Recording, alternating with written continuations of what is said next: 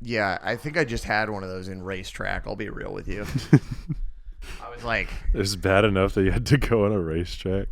racetrack occasionally has nice bathrooms. Hello, Dan.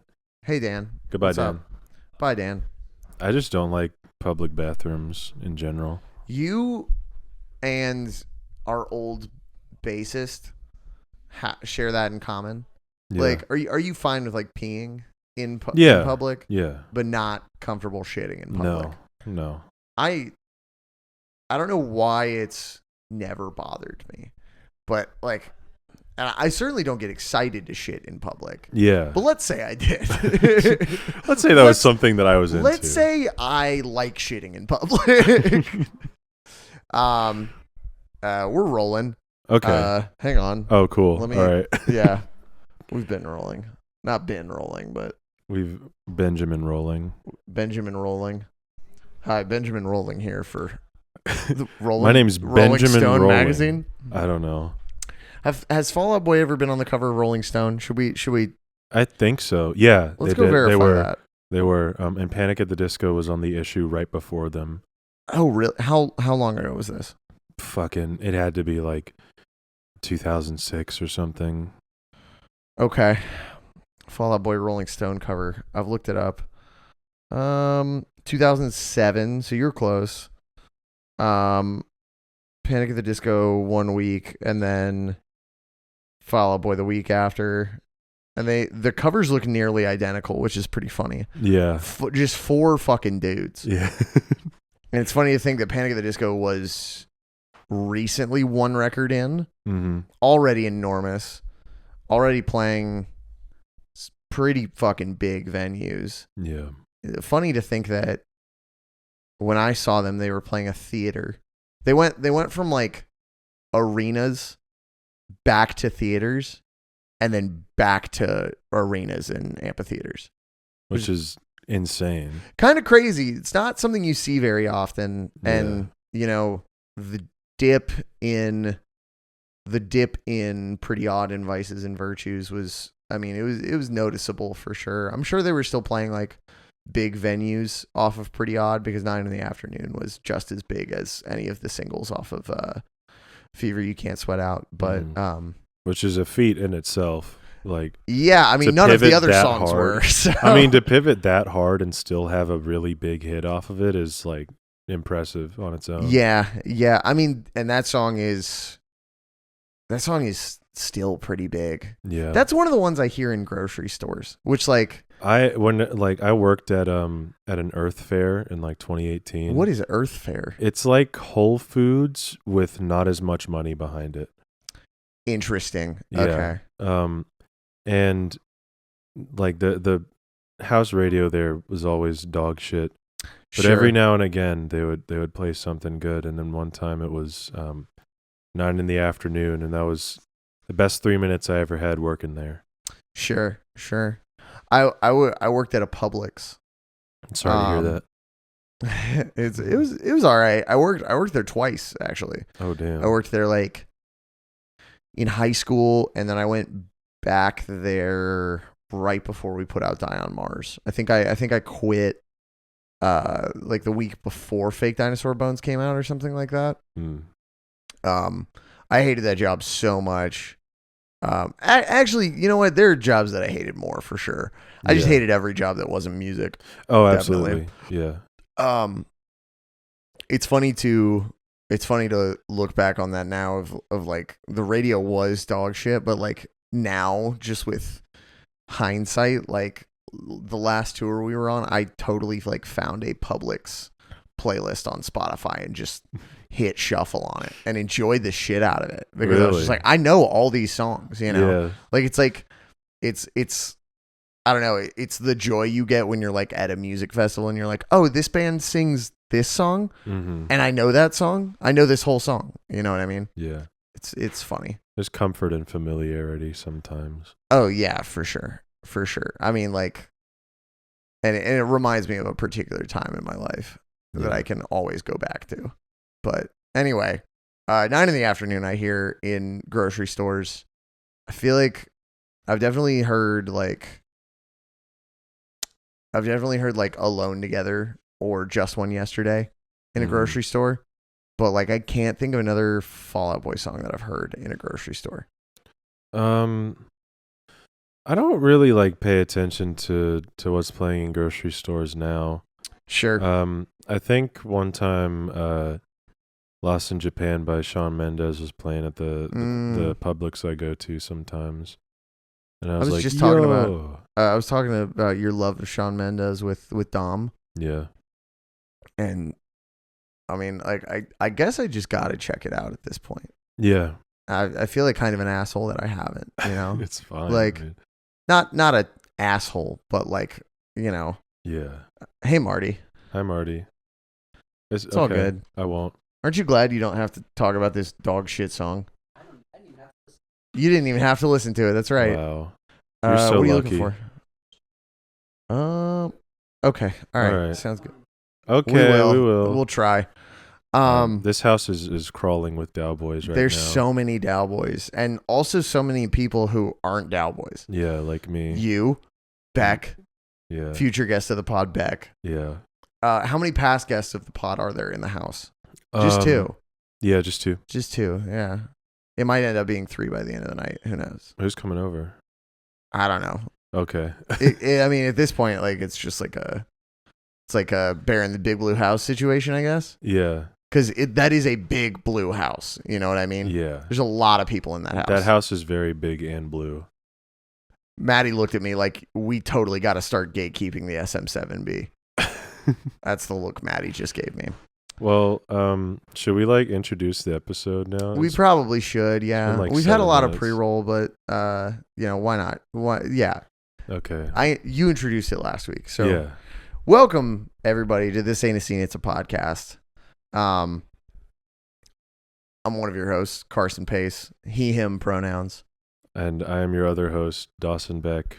Also he, him pronouns. And would you be shocked to learn that no one else is in the room with us this week? It is just us this week. This is our first solo episode since Eternal Summer? Is that it? I think so, yeah. Yeah. 'Cause we're getting back to our roots. Yeah. Since then, we've had consistent guests every week. Yeah. Yeah, for sure. But tonight's different. Tonight's very mainly different. because we're recording at like 10 p.m. Recording a late night episode, yeah. The night before Carson and the rest of the Dow Boys leave on tour. Mm-hmm. Wild Hogs tour. You better come out. If you're not, it's over by the time this comes out. But yeah, you better have come to the Wild Hogs tour. You better come to the Wild Hogs tour. Things are going to be bad for you if you don't come to the Wild Hogs tour. And hazing over. Yeah. I'm so tired. I just did like a 3-hour round trip. Well, I have an energy drink in me, so like my sleep receptors have not quite caught on. Yeah. That I'm tired. Yeah. Or my brain hasn't caught on that I'm tired. I don't know. How does that work? What does caffeine do? For me, it makes me more tired. That's crazy. I couldn't tell you. So what keeps you awake? Willpower. That's nuts. And sometimes I don't have a lot of that. So sure. So then I just be falling asleep. I fell asleep in the studio the other week. Oh, did you? Yeah. Well, Dom's studio, gosh, we got to have Dom on just so that people can put a voice to the name, if you will. Yeah. The last few days that we've been in, I've almost fallen asleep on that couch. Yeah. I've come pretty close. I've fallen asleep on that couch before. Definitely. I fell asleep in one of the chairs across from the couch. One of the yellow chairs? Yeah. What?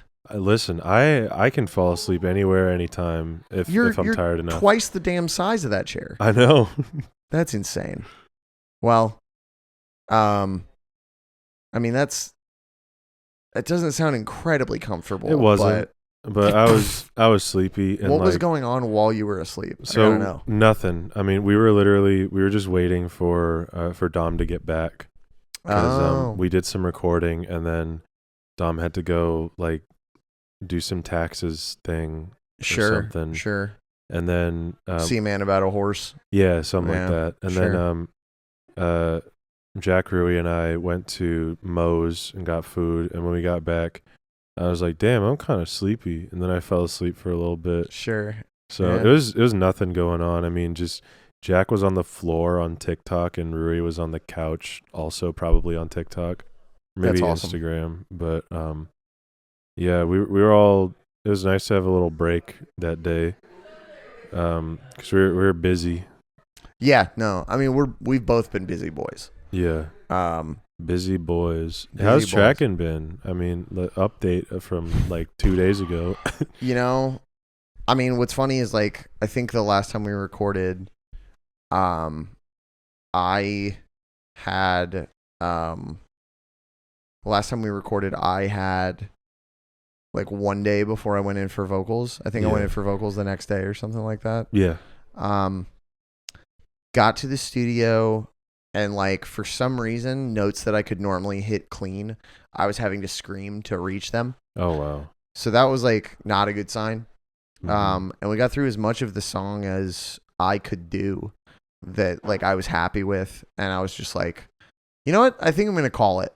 We got like 2 verses done. And I was like, I think I'm gonna call it. And then I rested my voice yesterday.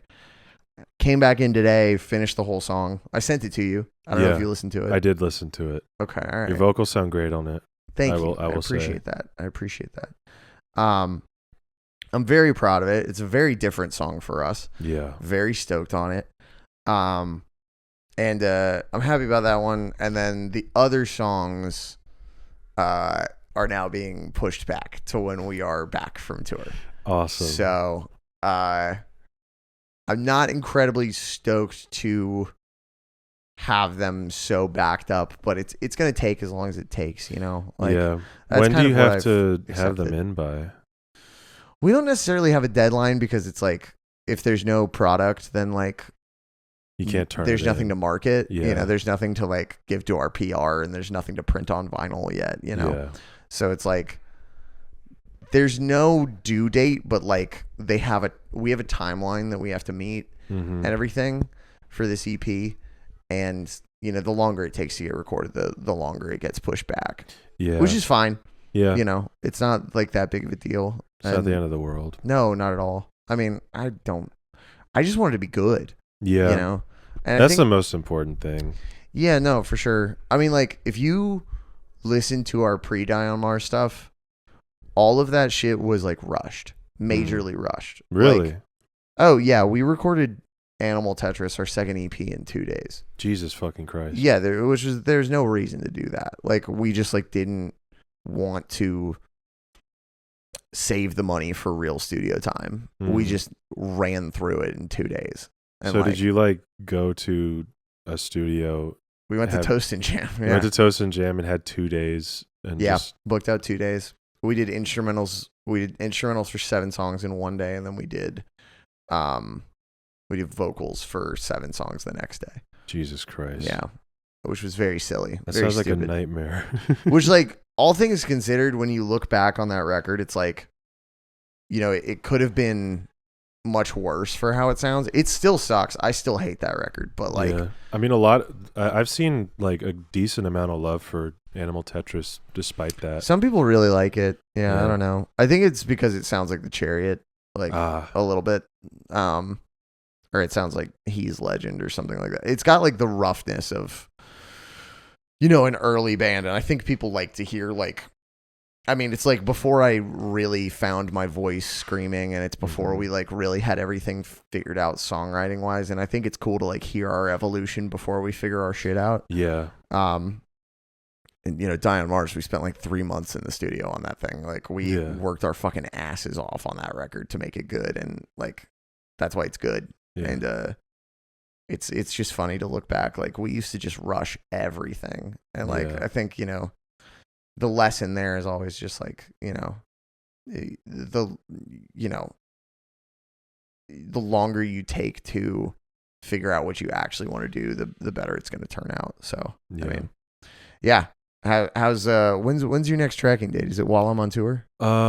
No, you'll be back by that point. I think the next day is the 11th. I have it all on my calendar. This is so that people can show up at Dom's studio while you're tracking. Yeah, with signs that say "We love Dawson." Please don't do that. Please don't do that. Yeah. Yeah, it's on the 11th. Maybe one on the 8th, I think.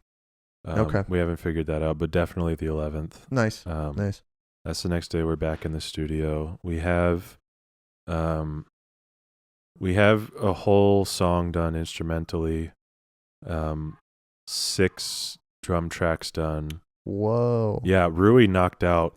I did not know you had 6 done. Yeah. Rui's a goddamn beast. Future guest of the pod. Please. Rui Tabar Mosquiera. Absolute fucking madman. He like literally knocked out 6 drum tracks in 2 days, like back to back. That's nuts. We have Marty did in 2 days. Wow. I had to flash the number to you because yeah. I accidentally revealed how many songs are on the EP last week. Not gonna make that mistake again. Yeah. Yeah. But I mean, yeah, Rui just like worked his ass off practicing those songs and like knew what he wanted to accomplish. And like there are some things that we changed, but I mean he adapted to that extremely quickly. So like we're extremely lucky to have him. So we got those done. Some guitars on I think another song are done. Nice. Vocals aren't going to be until, well, I don't know, because we're trying to have the song that we're going to put out as the lead single, like at least everything recorded, so we can start sending test mixes to people. So maybe we'll do vocals for that one soon. Do you know who you want to mix it? Not yet. We have a list of like 10 people that we want to send test mixes to or get like interest from. For sure. And we're prepared to spend money on this because we want it to sound right. Of course. Yeah, I don't know. I have a couple favorites. I won't say who on air. Carson Pace. Yes, Carson Pace. I don't know if you've heard of that guy. But yeah, we're very optimistic about the rest of the recording process. Yeah, absolutely. I mean, making a record at Dom's, I think we've even said this on the show before. It's like such a good vibe and such a good environment to be around. And like, he's just such a funny presence. Like he's so funny and he's so easy to work with that like when I'm like even minorly hard to work with, I'm just like, God damn, I'm the worst person on earth.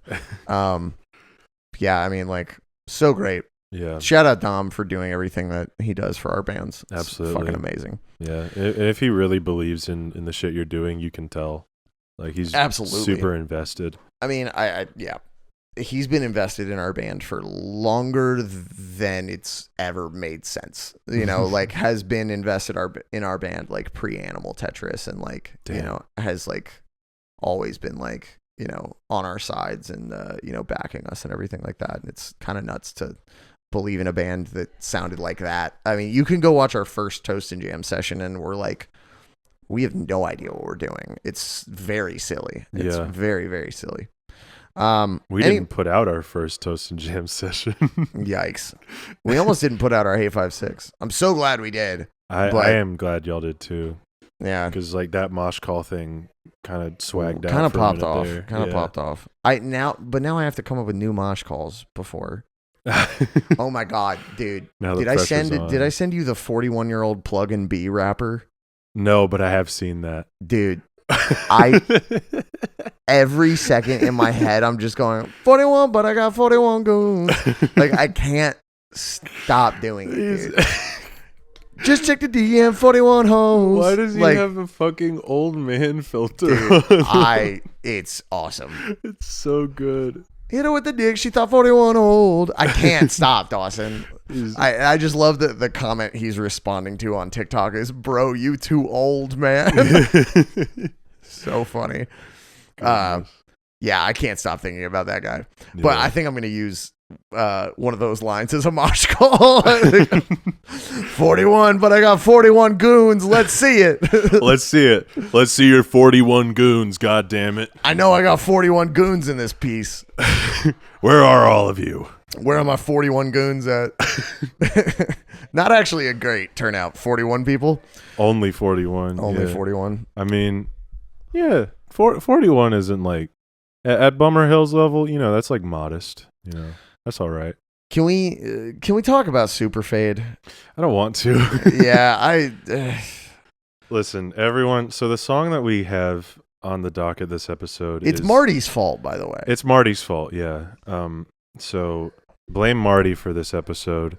But the song we're talking about is Super Fade, which, if you don't know what that is, a lot of people don't. It is the last song on the Lake Effect Kid EP.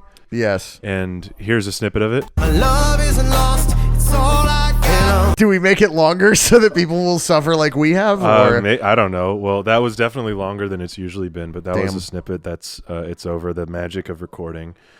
Yeah. I'm just gonna be upfront with everybody. This is one of the worst goddamn things I've ever heard in my life. Like, every bone in my body is like rejects this thing. Yeah. It's like almost funny how bad it is. Yeah. But like, of the stinkers that we've done, Dawson, like, I still don't think it's as bad as Bob Dylan. Oh, see, my thing with Bob Dylan was like, it was so bad because it was so nothing. This I have like concrete things to hate on. So like, I mean, the fact that it's basically Young and Menace too, and it's worse. I don't know that it's worse though. I would call it worse than Young and Menace. I think this is worse than Young and Menace. Patrick sounds. He doesn't sound like Patrick on this song. He doesn't sound like Patrick, but also like there's something more listenable about this than Young and Menace to me. Young and Menace is so like awkward and lurking, if that makes any sense. Like, it feels like it's such a slow tempo. Whereas like this reminds me of like shitty SoundCloud like trap EDM stuff. Yeah. Like the shitty rave music I would hear in like 2013, which like, Pete Wentz has expressed how much he loves that type of music and stuff like that. And like, they've brought out a lot of artists that frankly sound like this. Like, I know they've brought out Grandson before, which I don't know if you listen to Grandson. I don't know who that is. Pretty dog shit. I'm not going to lie. I saw him open for Bring Me the Horizon and it was terrible. Damn. Sorry, Grandson. Yeah. I don't know. Like, this seems like a throwaway. And it's on an EP where all the songs are themed around Chicago. Yeah, I listened to it the first time tonight. Yeah, the whole EP. Yeah, and I'm not gonna get into my thoughts about every song, but I did notice how every song was about Chicago. Yeah, I think it's meant to be. Yeah, and like, that's interesting, make every song on a little EP about your home city. Can I bring up a theory What's that up? I have about this EP? I think that this EP was originally meant to be used for Chicago sports teams. I think they wrote 3 songs that could have potentially been like stingers for Chicago sports teams or be played in the stadium or something like that. Mm-hmm. And maybe it just didn't work. Just didn't work out. Because they've done a song for the Bulls before. Yeah. I don't have it on the wheel because I think it's technically a Lupe Fiasco song. But maybe I'll add it. I don't know. I don't want to add to the wheel. We'll see if somebody is like, you should add that to the wheel. Yeah, I mean, I've heard it before, definitely, but I don't think it's like particularly good. Yeah. I mean, I don't have the Ghostbusters thing on it. Maybe I do have the Ghostbusters thing on the wheel. I don't remember. It doesn't matter. Anyway, yeah, I mean, it's got the like energy of This City by Patrick Stump with like, I don't know, like just this shrill, awful production. Other than the title track, I really, really like the title track on the EP. I don't like the one that follows it, City in a Garden. Something like that. The title is the coolest part about it. Yeah, something like that. And then this one is just, oh wow, I hate this song. It's confusing. I hate it so much. I wish I didn't, honestly, because like the first half, I was like, before the drop comes in, I was like, you know, this isn't awful. I could like stand this. Mm-hmm. Especially if it was like a main staple in a live set. Yeah. But then the drop kicked in and I was like, it's almost funny. Like this song is funny. Oh yeah. I laugh a lot when I listen to this song.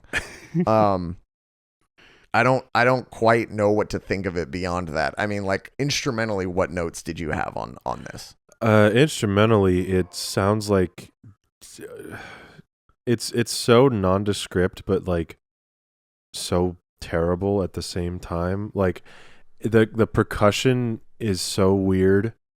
Like something about really it strange. It feels like papery.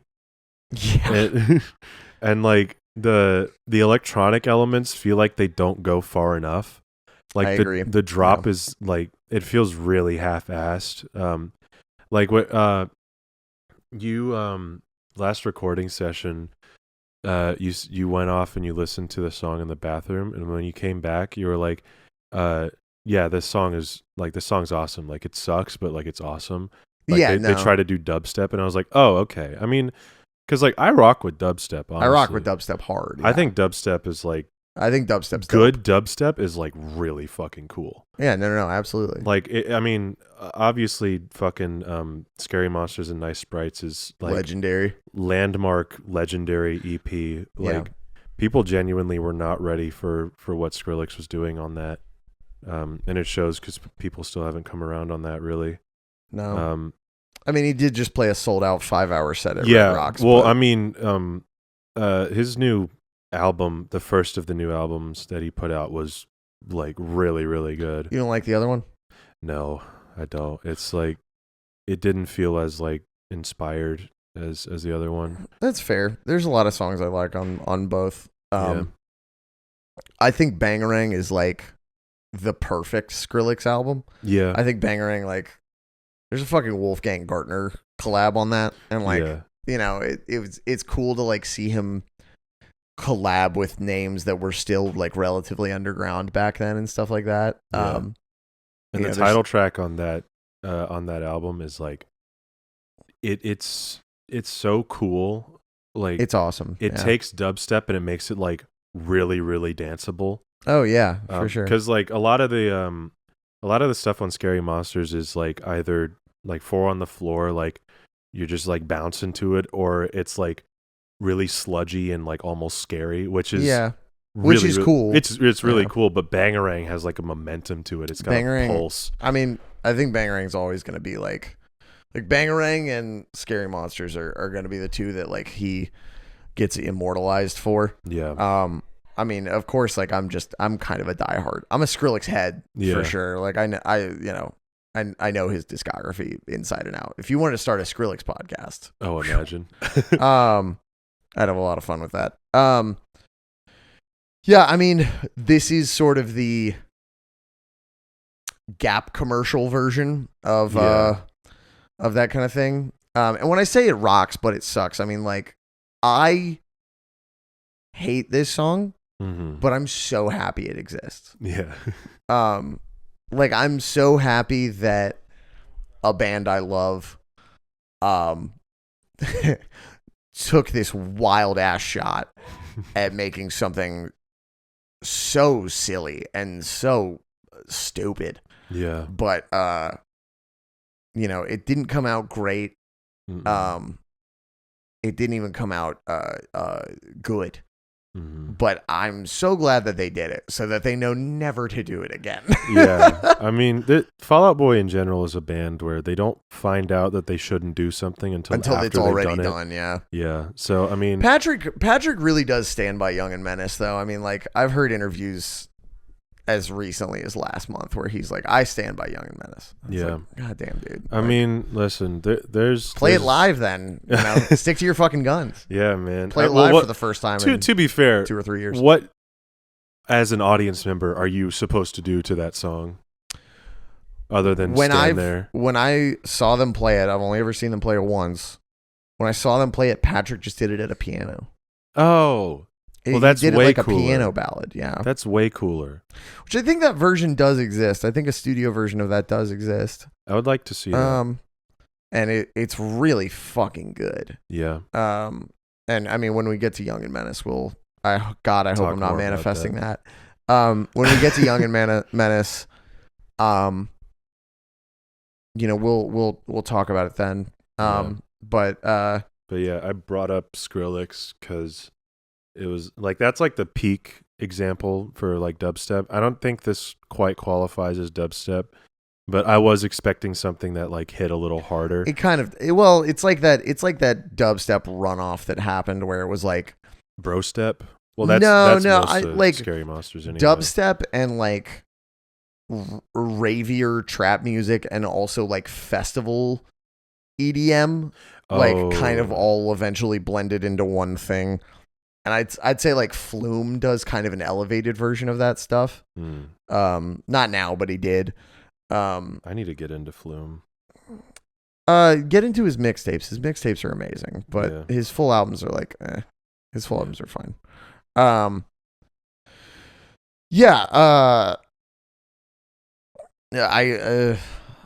trying to pull up Lake Effect Kid on Rate Your Music, but the site was broken and wasn't letting me click on anything. Nice, that's awesome.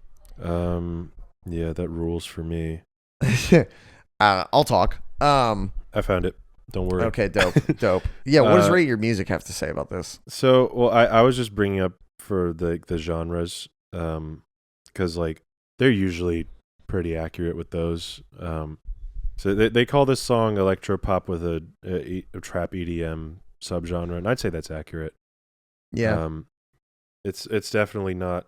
It's not quite dubstep, but it doesn't even hit as hard as some other trap EDM I've heard. Not at all, no. Like also, did you notice how much high end is in this? Yeah, man. Like I listened to this on Apple Music, and it feels like I'm listening to white noise. It gave me a headache. It gave me a headache with the lossless. So I couldn't imagine listening to this on Spotify. Oh, dude, it was awful. It's got to be terrible. Nails on a chalkboard. Yeah, it was really shrill and just like annoying. Yeah. Don't even get me fucking started on that drop, dude. Like, it's a bad drop. I'm gonna get started on the drop because like that's the point of the podcast. That's the show, yeah. But like, what the fuck were they thinking? The horns are so bad. They feel synthetic. And like not in a. Oh, of course they're synthetic. Yeah. I mean, yeah. Like there's a chance that they weren't, and they were just like fucking shot all to hell or whatever. But yeah, it feels like they paid somebody on Fiverr to make this. Like, just hey, make the most obnoxious trap EDM drop you've ever made. Yeah. And yeah. Like, do we know anything about like the production credits of this song? Like, we can find out. Okay. Yeah. In the meantime, though, the Chicago Gets My Soul line, dude, that being a center point of the drop was one of the worst decisions they've ever made as a band. Oh yeah, no, because it's the worst lyric on the song. Not even that, it's just the delivery on it is so like, it's so much that emphasizing that, and then later in the drop, taking soul and making it go even higher digitally. It's that part's annoying as fuck. Holy shit. The first time I heard that, I was like driving over here, and when that hit, I said, "What the fuck?" out loud to myself in my car because I was just like so shocked. Like, are you serious with this? Yeah. That's nuts. That's terrible. Yeah. Yeah. Neil Avron credit on this? That's crazy. Hello? That's crazy. I mean, I don't even know if there are real drums on this song at any point. There might be a real kick or a real snare, like once. If there is, I don't hear it, but what the fuck?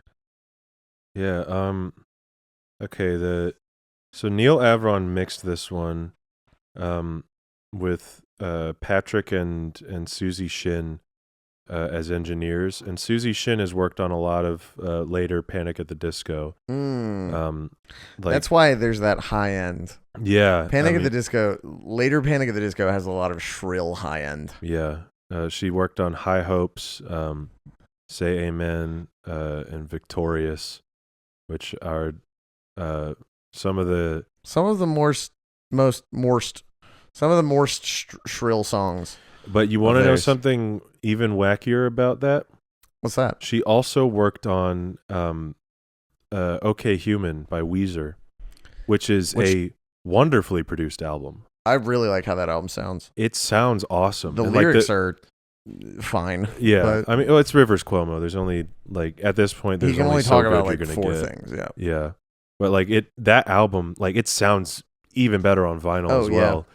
Like, it was engineered all analog and everything, and, like, sounds awesome. I don't own OK Human on vinyl. I do, which is why I can speak to that. That's awesome. That's sick. It's a good-ass album, but you can't tell that it's the same person.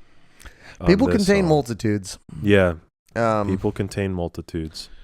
Yeah, someone on the Reddit thought the line was "Chicago gets my phone," which was making me giggle quite a bit. Because that's not the lyric. That's not the lyric at all. That's not the lyric. Silly. Yeah, oh gosh, man, I don't really know what to say about the instrumental beyond it sucks. This might be like, I don't know if it's worse than Young and Menace. I'd have to get to Young and Menace to know, because I haven't willingly listened to that song in a minute. Yeah. It's been a few months. I think, like, probably at the beginning of the podcast, I maybe played it a few times or something. Mm-hmm. This is a terrible, awful song, though. Yeah. I can already tell you right now, it's going to be one of my lowest ranked ones. Yeah. For there is precisely one thing I like about this song. Me too. And for me, it's there's a little bass lick that happens. Ding, ding, ding. Yeah, that thing. I like that. I like that too. I like the lead up where Patrick is saying, "I should have known better. I should have known better. I should have tried to sing about anything but you." I like that part, and then when it gets to the world can get my bones, but Chicago gets my soul, that's where the song loses me entirely. Yeah. I like the way Patrick sounds because it's kind of the same thing he's doing on the Phoenix, where he's like so high up there, where he's like at the top of his range. There's no way in hell he could ever sing this live consistently, I don't think. Yeah. Unless they opened with it or something and he blew out his voice song 1. Sounded like ass the rest of the set. Yeah, exactly. So I mean, like, I really don't know what to think of it. I other than the fact that Patrick sounds like he's trying something different vocally on it, like there's not a whole lot redeemable with this. We normally go lyrics, but like I'm tempted to just go straight to RYM and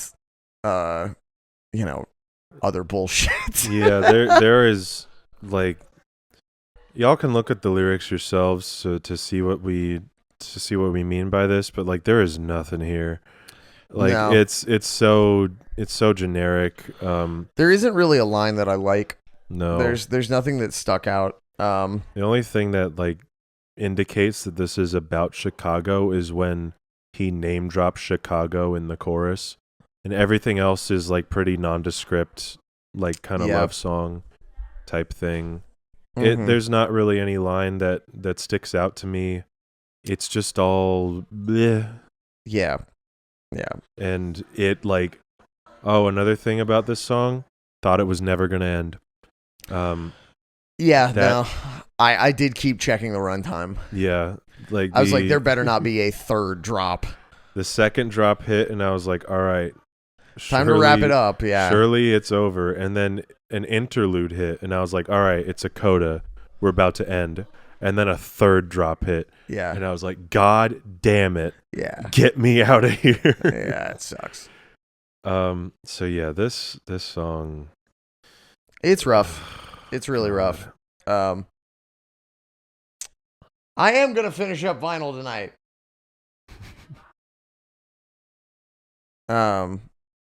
Yeah, this shit sucks. This shit sucks. I don't have much to say. You want to do Reddit, or do you want to do song meanings or rate your music? There's not going to be anything for song meanings on here. I can check. Okay, for sure.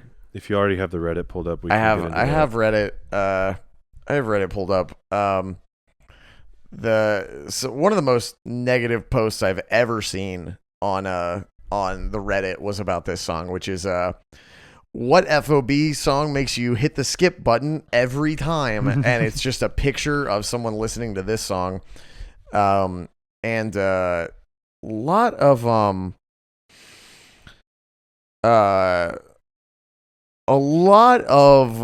truthers for this song in the comments. Although there is somebody named Award Kooky who says most of their singles, but not because I think they're bad.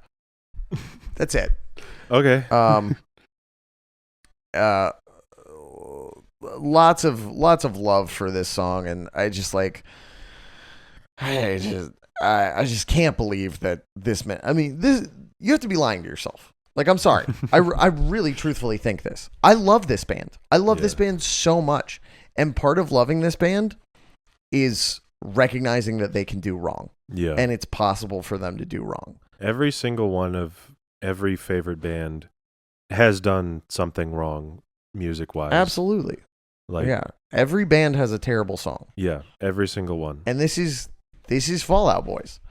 One of their many terrible songs. They have a lot of terrible songs. They have a lot of bad songs. But they have a lot of all-timer songs. Which is why we're here. Yeah, and I think this was in like a shit tier or something like that when we were looking up I've Got a Dark Alley. It belongs there. It absolutely fucking belongs there. Although, like, I think it is just like even more proof that they stepped back and looked at, and I don't think they're ever going to be like, fuck Lake Effect Kid and fuck Mania. I don't think they're ever going to do that. No. I think that while maybe they aren't going to do stuff like that anymore, I think they still stand by it as a creative decision. I think it's just more proof that this is going to sound weird. In my opinion, this is a great example of why this band is so good, is because they had such a huge misstep like this song and like Young and Menace and like, just kind of Mania as a whole, and like that song with Wyclef. Like, just like they had so many missteps between Mania and So Much for Stardust that they really were able to take a step back and make something amazing again. And I think it's just a testament to how great this band is. Yeah. And that is the positive way I am choosing to look at this terrible, god awful song. And it isn't an album track, but like it's another one of these like Bob Dylan where I'm just like, keep it in the drafts. You don't have to release every song. Yeah. You really don't. You have a huge back catalog. Lake Effect Kid, the song, totally understand why you'd want to release that. Great fucking song. Amazing song even. But like something like this, if it wasn't going to be on an album, like what are you doing? Why are you finishing it? Why bother? Who knows? Who knows? I mean, this band, like I wrote a whole fucking like mini paper on why I don't think Fall Out Boys ever sold out in college. I say in college, like I've been out of it for years when I just finished last week. Yeah. Everybody congratulate Dawson. Thanks. You did it last episode, everybody, but I'll take it again. For sure. And like the main crux of my point is like they just, even if what they're doing follows a trend, that they seem to want to do that rather than do it just for the money. And like this, this EP in general is a pretty good example of that, because you have Lake Effect Kid, which is definitely a more rock oriented song, and then you also have this one, which is nowhere close to that. Yeah. And like the only explanation I can have for that, because it's not like this EP set the world on fire or anything. A lot of people don't even know it exists. Like I don't believe that this was like a label move. I don't believe that they had to do this for like some. This was a year after Mania, and they were still touring off of it. And I saw them the weekend after this came out. Yeah, if you can believe that. I can believe that. I know you've seen this band a good bit. I've only seen them thrice, but another user on Reddit, user Lugia 18. Lugia, like the Lugia, Pokemon? maybe. How's it spelled? Lugia. Yeah, that's Lugia, the Pokemon. Lugia 18 did a all Fall Out Boy songs ranked by me. And at number 1 they have Alpha Dog, which like honestly based as hell. Taste as is hell. Extreme taste. Honestly, this user can get away with anything now that they've done that. Yeah. I don't even agree with them, but like that's based. It's based as hell. Carpal Tunnel of Love at number 2 there.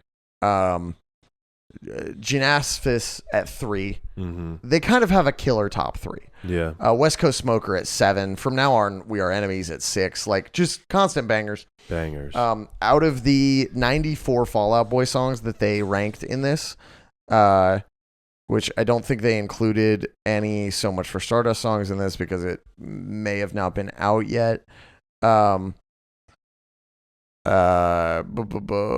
They ranked Super Fade. Oh shit, I lost it. They ranked Super Fade 64th. Wow. Out of 94, ahead of some songs that I happen to really like. Grenade Jumper, Where Is Your Boy, Sugar, We're Going Down. I did say that they could get away with anything. Yeah. This person is a little misguided, but I respect the take. Yeah.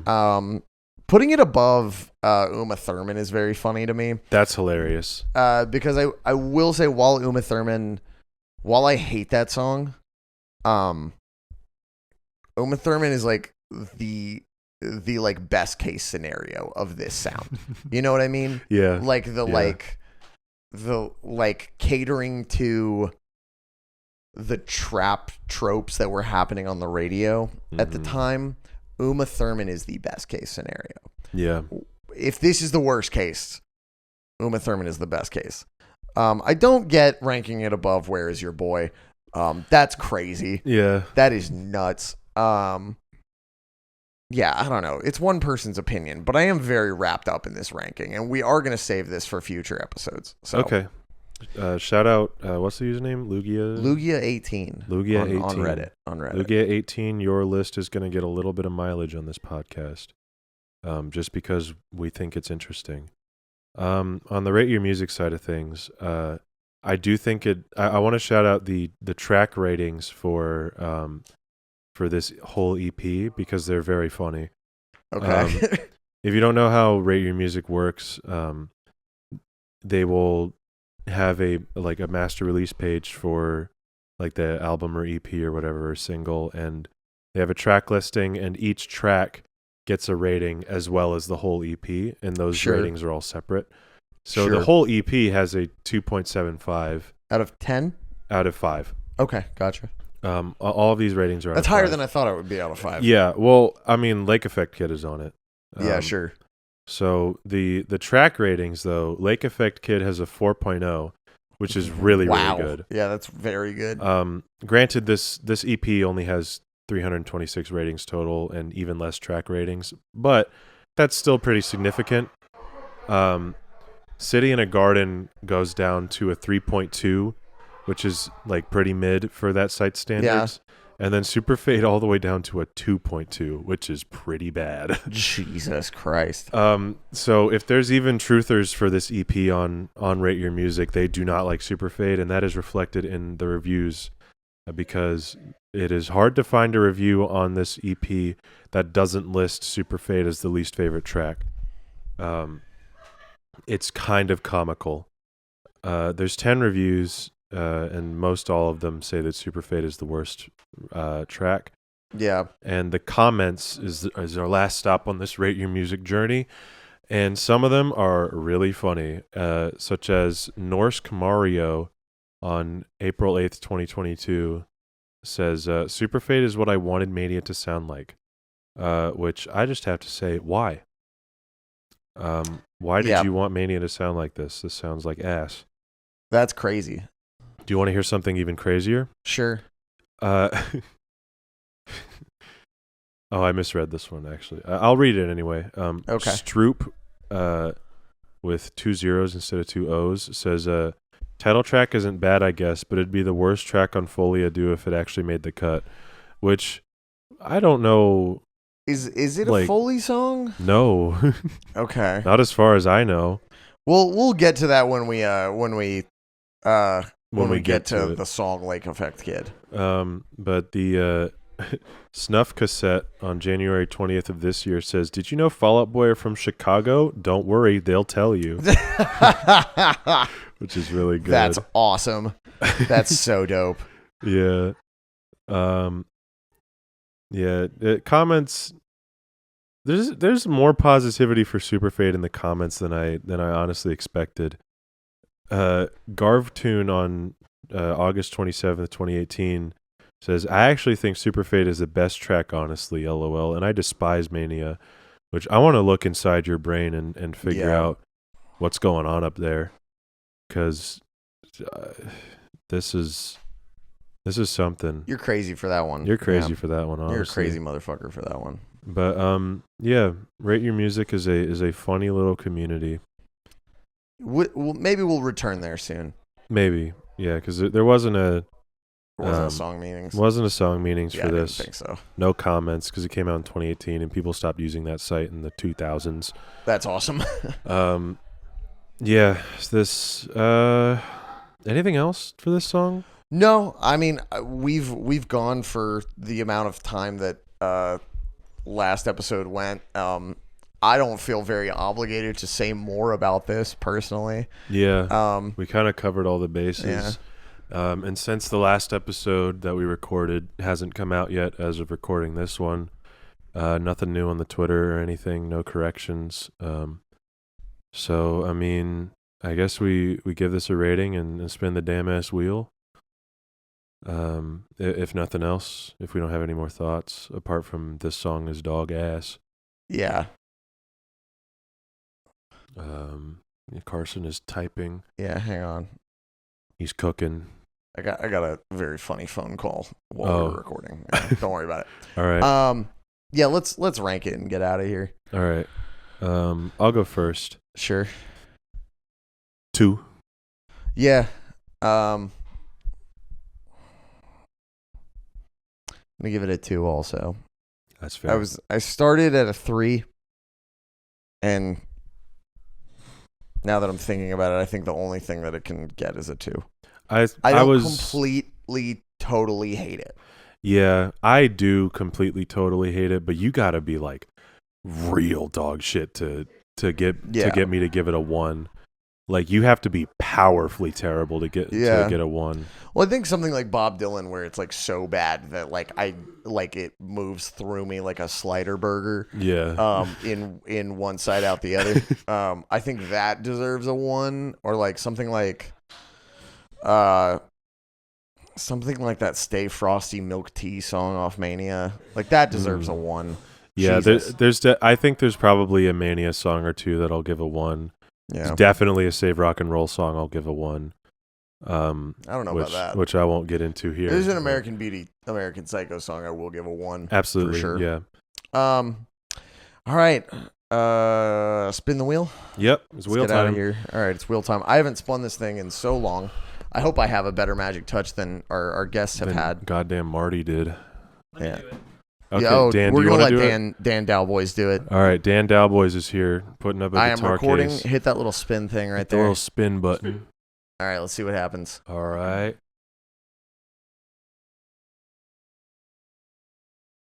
Hot to the touch.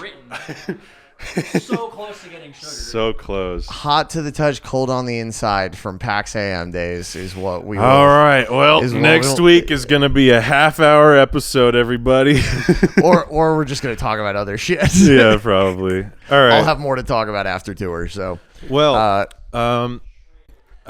since we're at the end of the episode, thank you so much for sticking around and listening to this whole thing. Really appreciate your listenership. Go and give us a 5 stars on Spotify and Apple Podcasts if you feel like we deserve it. I feel like we do. I think this podcast is pretty cool. Oh, yeah. We are up to 31 5-star ratings on Spotify. Thank you so much. Thank you guys so much. And follow Carson and I's bands at Bummerhill ATL on Twitter, at Callous Dowboys on Twitter. Nope, at The Callous Dowboys on Twitter, my fault. At Bummerhill on Instagram, at The Callous Dow, at Callous Dow. Which one is it? Fuck. On Instagram, it's The Callous Dowboys. The Callous and then Dowboys. On Twitter, it's just Callous Twitter, it's Dowboys. just Callous Dowboys. Yeah. Okay, yeah. So. Follow our bands. Carson is leaving for tour tomorrow, so I am. If you came and saw one of those shows, thanks from Carson. Post videos not about a thanks it. from you though. No, that's not my shows. That's awesome. Wild Hogs tour. Wild Hogs, baby. I'm sure it was awesome. We'll talk about it next episode. And thank you so much for listening. Bye-bye. Bye.